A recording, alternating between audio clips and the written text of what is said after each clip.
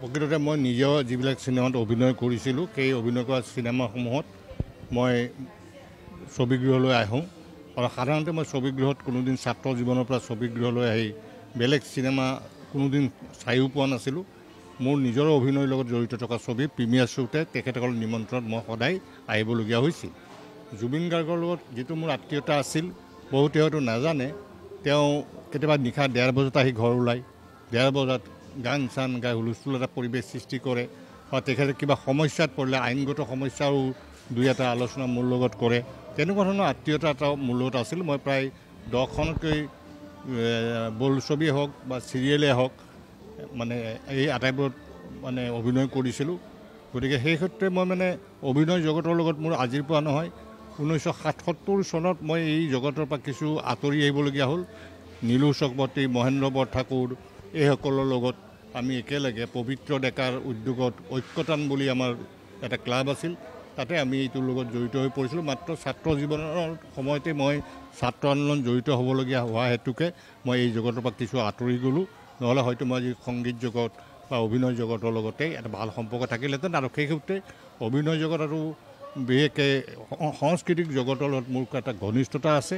আৰু জুবিন গাৰ্গৰ শেষৰখন ছবি তেওঁ যেনেধৰণে গোটেই কথাবিলাক কৈ গৈছে, তেওঁ জীৱনৰ লগত জড়িত কথাবিলাক, সেইকাৰণে সকলো অসমৰে নহয়, তেওঁ এজন বিশ্ববৰেণ্য সকলোৱে শ্ৰদ্ধাৰ তেনে এজন ব্যক্তিয়ে যি এটা জাতিৰ প্ৰতি অৱদান দি থৈ গ'ল। আজি সেইকাৰণে সমগ্ৰ ভাৰতবৰ্ষতে প্ৰায় দৰ্শক আজি ওলাই আহিছে এই ছবিখনৰ বাবে। বিশ্বত বিভিন্ন প্ৰান্তে এই ছবিখন প্ৰদৰ্শিত হ'ব। গতিকে তেওঁ যে অসমীয়া জাতিক এক কৰি থৈ গ'ল, বিভিন্ন জাতি উপজাতি যিটো অসমত বা ভাৰতবৰ্ষৰ অসহিষ্ণুতাই দেখা দিছিল, সেই সময়ত তেওঁৰ এই বাৰ্তাটোৱে আমি বিশ্বাস কৰোঁ যে আগন্তুক দিনত অসম তথা ভাৰতবৰ্ষৰ যি এক অসহিষ্ণুতাৰ পৰিৱেশ সৃষ্টি হৈছে এই দূৰ হ'ব বুলি এই বাৰ্তাটোকে দিবৰ কাৰণে হয়তো তেওঁ এই ছবিখনত যথেষ্ট পৰিমাণে আমাক মানে জ্ঞান দি থৈ যাব।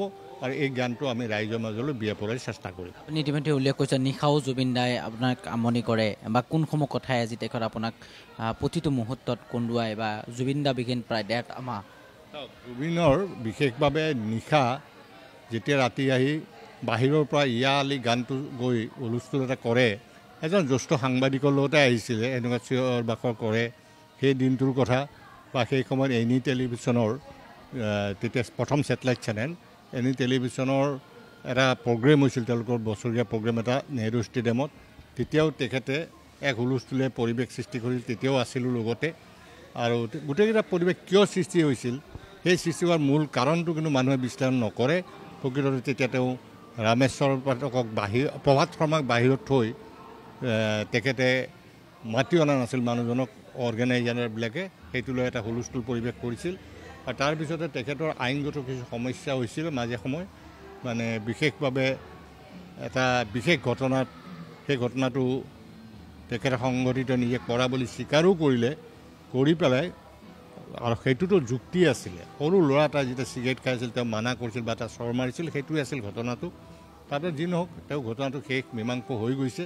এনেকুৱা ধৰণৰ কথাবিলাক মোৰ ওচৰলৈ কেতিয়াবা আহিছে বা কথা পাতিছে বা টেলিফোন কৰিছে।